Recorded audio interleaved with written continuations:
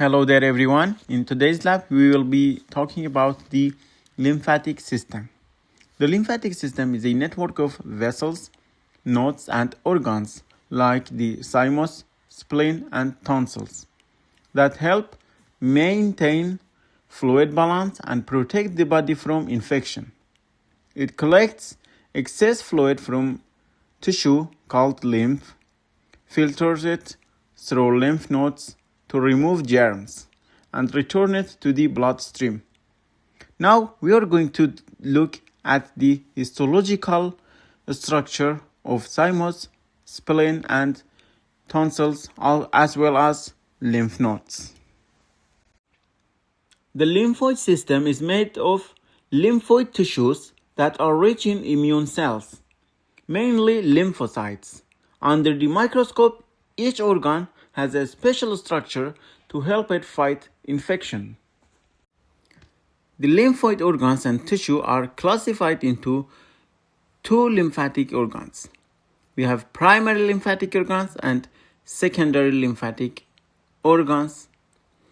The primary, which provides environment for stem cells to divide and mature into B and T lymphocytes. Red bone marrow give rise to mature B cells, and thymus gland site where pre-T cells from red marrow mature. These are the primary lymphatic organs.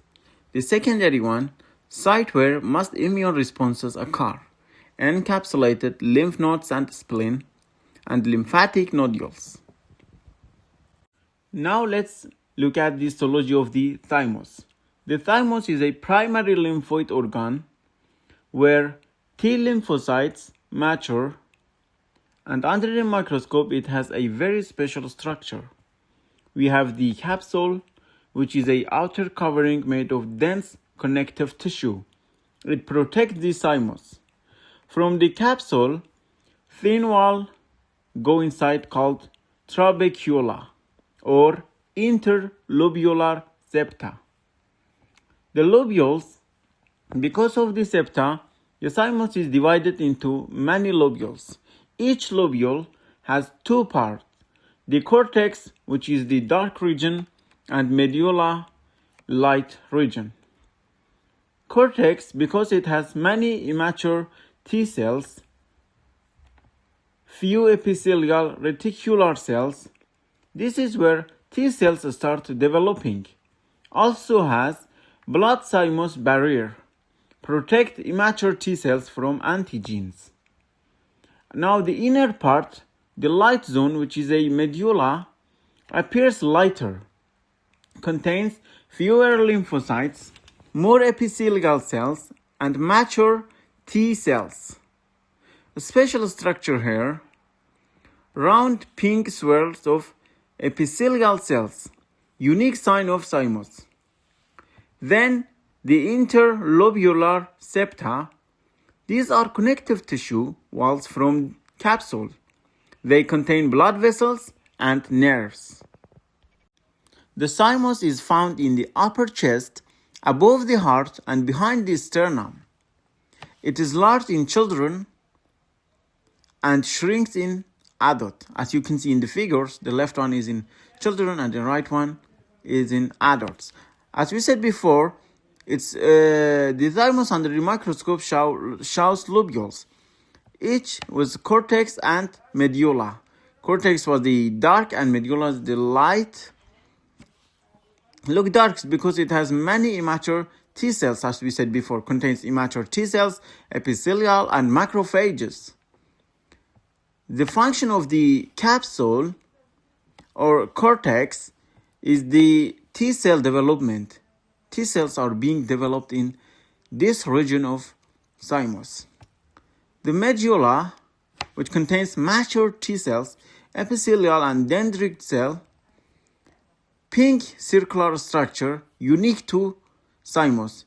Its function is to selection and maturation of T cells. As you can see in the figures, the child thymus is large, clear cortex and medulla, many lymphocytes and very active immune training. The adult is smaller, replaced by fat tissue, fewer lymphocytes and less active. Now let's look at the histology of lymph node. A lymph node is a small bean-shaped organ that filters lymph and helps fight infections. Under the microscope, it has three main regions: the cortex, paracortex, and medulla. The outer covering is made of dense connective tissue and sent inwards extension called trabecula. This divides the lymph node into compartments. The compartments subcapsular sinus just under the capsule look like an empty space. First place where lymph enters from afferent lymphatic vessels contain macrophages that trap bacteria. The cortex outer region contains lymphoid follicles. Each follicles may have germinal center, the light center, B cells multiplying, dark region around it, and mantle zone. Cortex mainly has B lymphocyte, unlike the thymus. The thymus has T lymphocytes. And then we have the paracortex, the middle zone of the lymph, between cortex and medulla. No follicles here. T lymphocytes and high endothelial venules where lymphocytes enter from the blood, important for T cell immune responses. And the inner region, which is the medulla, contains medullary cord, lymphocytes, plasma cells, macrophage. Medullary cyanosis, open channels where lymph flows. Final filtration before lymph leaves. And then you have the hilum or hilum, concave part of lymph node. It contains afferent lymphatic vessels. Remember, afferent, and then you have the efferent. Afferent where the lymph enter, and efferent where it exits. It has blood vessels and nerves. And then we have the spleen. The spleen is the largest lymphoid organ and it filters blood, unlike lymph node. If you remember, lymph node filters lymph. Spleen filters blood. Under the microscope, it has two main regions, the white pulp and red pulp. And this is the key to identifying spleen. And also the capsule, which is outer covering of dense irregular connective tissue. It contains some smooth muscles covered outside by mesothelium. From capsule, extensions called trabecula go inside, like the other organs. And white pulp, which is the immune area, appears as dark round spots in slide, located around central arteries. It contains periarteriolar lymphoid sheaths, which around central artery and rich in T lymphocyte. Lymphoid follicles with germinal centers, they are rich in B lymphocyte. The function is to immune system to blood pathogens. And that the red pulp, which blood filter area. See, the white pulp was the immune and the red pulp were blood filters. It is large pink red area around white pulps.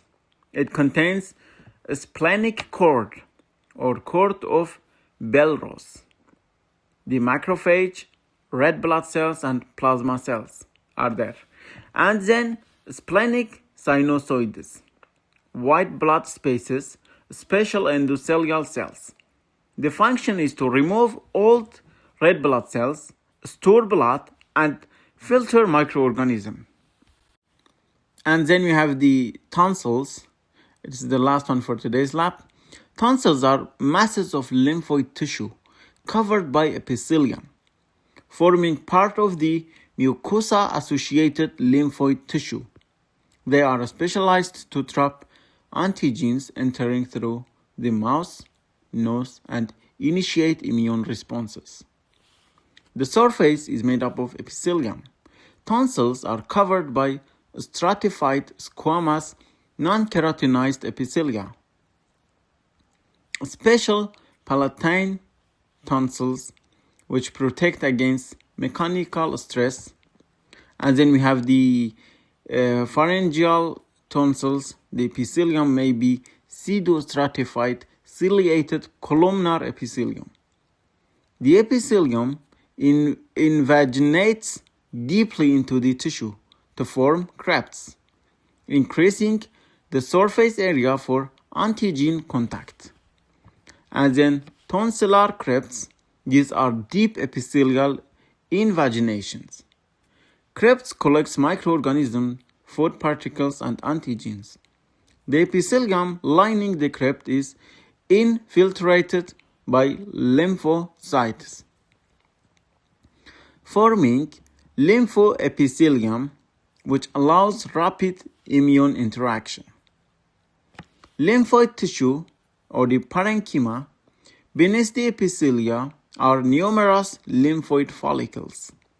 Each follicle typically has a germinal center, site of active B-cell proliferation, surrounded by a mantle zone. Between follicles lies diffuse lymphoid tissue rich in T lymphocyte. And then the capsule. Tonsil have partial connective tissue capsule on the deep surface, only incomplete encapsulation. This capsule separates the tonsil from underlying muscle. And then we have the lymphatic vessels. As you can see, tonsils lack afferent lymphatic vessels, meaning lymph doesn't enter them from the tissues. They possess afferent lymphatic cells only, which drains lymph away after immune processing. And then we have the blood supply, which rich network of capillaries and venules, especially near germinal center, supporting immune cell activity. This structure allows tonsils to act as first-line immune defense organs, efficiently sampling antigens, producing lymphocytes, and initiating immune responses against inhaled or ingested pathogen. The tonsil types are divided into three. We have palatine tonsils, which posterior lateral wall of the oropharynx, pharyngeal tonsils, posterior wall of nasopharynx, lingual tonsils, base of tongue, which we will be discussing in the next slides. Now if we look at the palatine tonsil, a specialized lymphoid organ designed for immune surveillance of antigens entering through the oral cavity. The surface, as we said before, is covered by stratified squamous non-keratinized epithelium. This epithelium deeply invaginates to form tonsillar crypts. The epithelium is infiltrated by lymphocyte, forming lymphoepithelium, which facilitates antigen sampling. And then we have the tonsillar crypt, as we explained in the previous slide, and lymphoid tissue, the parenchyma, and capsule, trabecular blood vessels, and skeletal muscle, which present beneath the capsule, represent the pharyngeal musculature, confirming the anatomical position of the palatine tonsils.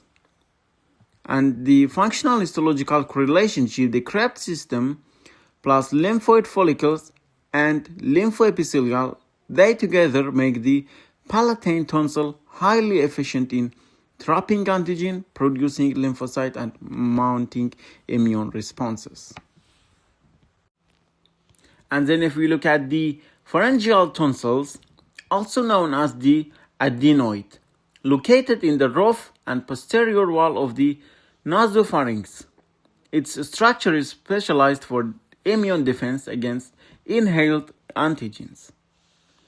Surface is epithelium, as you can see in the figure, lined mainly by pseudostratified ciliated columnar epithelia. Respiratory epithelium. It contains goblet cells which secrete mucus to trap inhaled particles. The epithelia forms shallow fold instead of deep crypts, unlike the palatine tonsils. As you can see in the figure here. Now we have the last part, which is lingual tonsils, located at the posterior 1/3 of the tongue. It consists of multiple small lymphoid aggregates specialized for immune defenses against ingested antigen. The surface is epithelium like others, covered by stratified squamous non-keratinized epithelium, suitable for resisting mechanical stress from food. The epithelium forms shallow crypts, usually one crypt per lymphoid nodule. The epithelium is infiltrated by lymphocyte, forming lymphoepithelium, as we said before. As you can see in the figure here, and that was the last slide for our lab today.